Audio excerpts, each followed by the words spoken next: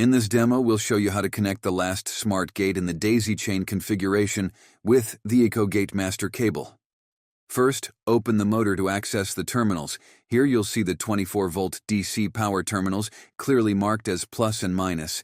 Next, locate the Modbus wire terminals labeled A and B.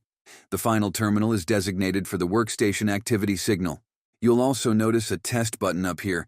Pressing this button will open and close the gate, allowing you to verify the system's functionality.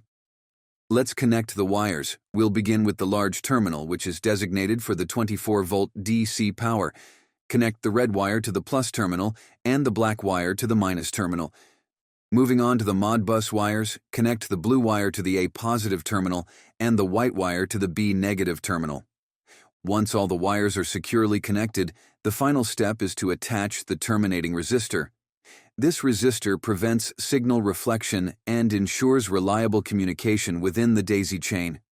Remember, only the last gate in the chain requires a terminating resistor.